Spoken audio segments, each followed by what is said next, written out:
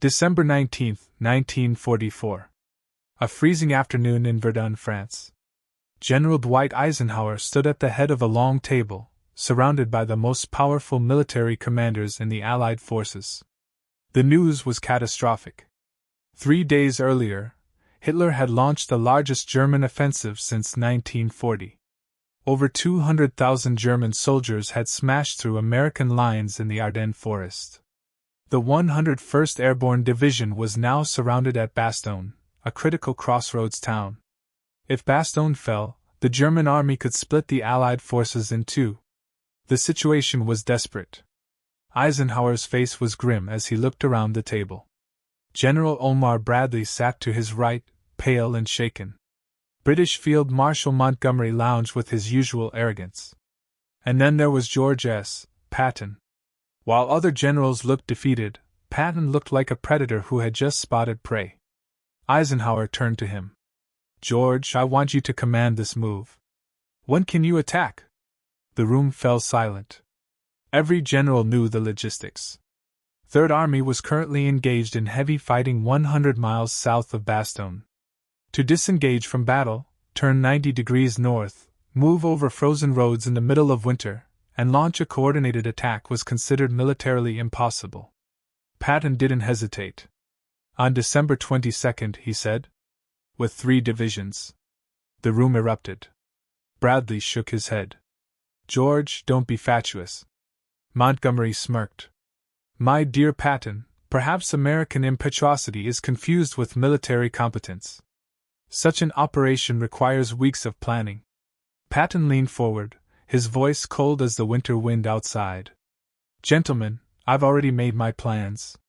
My staff has had contingency orders prepared for over a week. On December 22, my 4th Armored Division will break through to Bastogne. I stake my reputation on it." Eisenhower studied Patton's face. "All right, George. The fate of the 101st Airborne is in your hands. If you fail, those men die." Patton stood up and saluted. "I won't fail, Ike. Those paratroopers are going home for Christmas." Behind him, he heard Montgomery's voice. "The man is insane. He'll never make it." If you're watching this and you want to know how Patton pulled off the impossible, hit that subscribe button right now. Drop a comment telling me where you're watching from. I read every single one. December 19, 1944. 8 p.m. Third Army Headquarters. Patton burst through the door like a hurricane. "Gentlemen," he announced, "we are moving north. We attack Bastogne on December 22. One of his division commanders protested. "Sir, that's 72 hours from now. We're currently engaged with the enemy. We need to disengage, move 100 miles north through winter storms, and attack a heavily defended position. It can't be done." Patton fixed him with a stare that could melt steel. "Cannot is not a word in my vocabulary. We will do this because we must. Those paratroopers at Bastogne are Americans. They are surrounded. And they are waiting for us." What Patton didn't tell them was that he had been preparing for exactly this moment. 1 week earlier, Patton had done something no other Allied commander had done. He had ordered his staff to prepare 3 contingency plans for a German breakthrough in the Ardennes.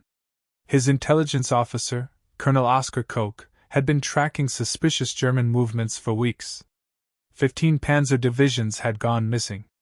Radio silence across the entire German front. Patton had seen the signs. And while every other general dismissed the warnings, Patton had prepared. Within hours, coded messages were transmitted across Third Army's network. Over 133,000 soldiers. Over 11,000 vehicles. Hundreds of tanks. All moving through one of the worst winters Europe had seen in decades.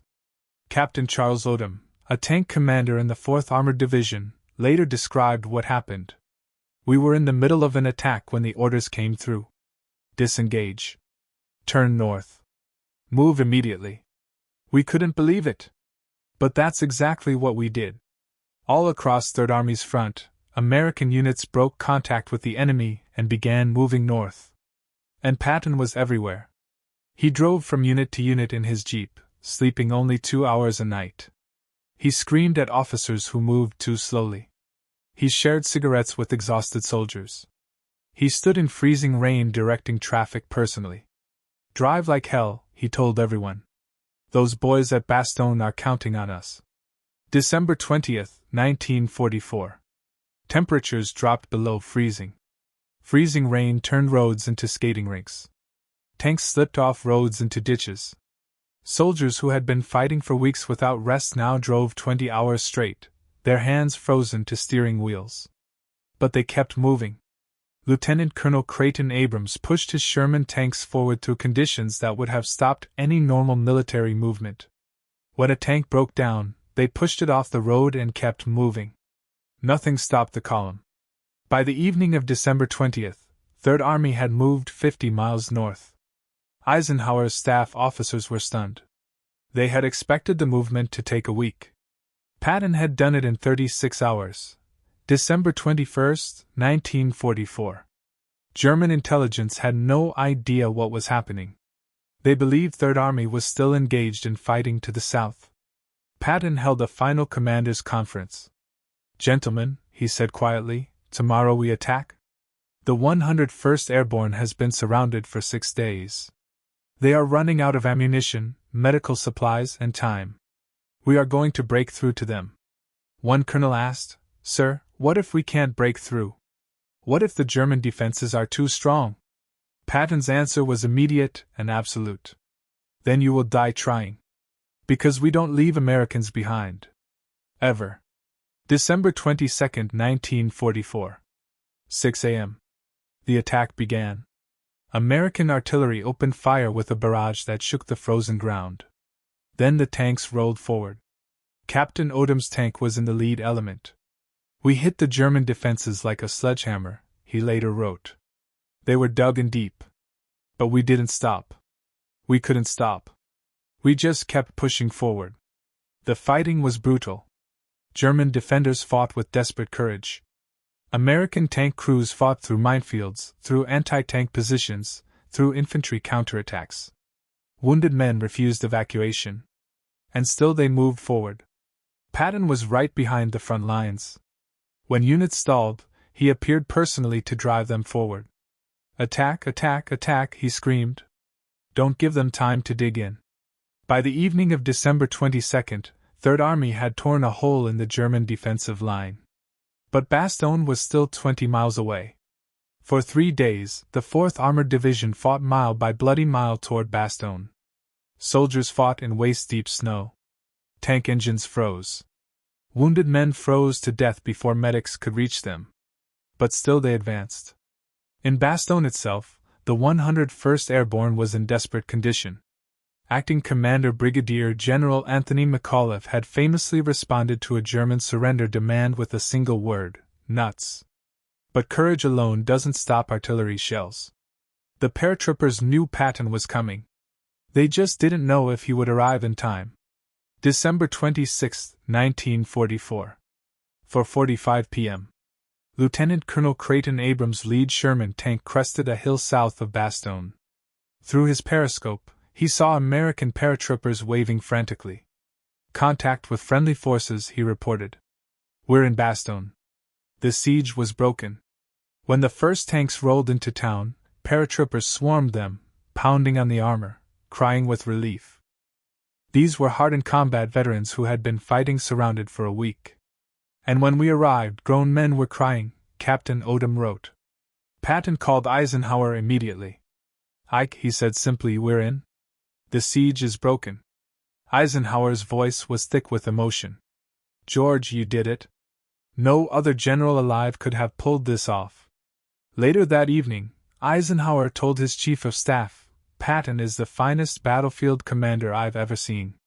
When disaster strikes, he's the only man I completely trust." Montgomery had predicted failure. Bradley had thought it impossible. Every textbook said it couldn't be done. But Patton had done it anyway. In just 7 days he had moved over 100,000 men through the worst winter conditions in decades and relieved a besieged American division. The Battle of the Bulge would continue for another month with over 80,000 American casualties. But Hitler's last great offensive had been stopped. And the man most responsible was George S. Patton. After the war, historians asked Patton's staff how they had pulled off the relief of Bastogne. Major General Hobart Gay gave the simplest answer: General Patton believed it could be done. When your commanding general believes something is possible and demands it be done, you find a way to do it. That's the difference between good leadership and great leadership. On December 26, 1944, every military expert said moving an army 100 miles in 72 hours was impossible. Patton proved them all wrong. Not because he had more resources. Not because he had better troops. But because he had the audacity to demand the impossible and the leadership to make it happen. That is why Patton was a legend. That is why, 80 years later, we still tell his story. If this story inspired you, subscribe to this channel right now. Hit that like button and drop a comment. What impossible challenge are you facing right now? Remember Patton standing in that frozen headquarters, promising to do what everyone said couldn't be done. Remember what he told his soldiers: courage is fear holding on a minute longer. Thank you for watching. Until next time, stay curious about history.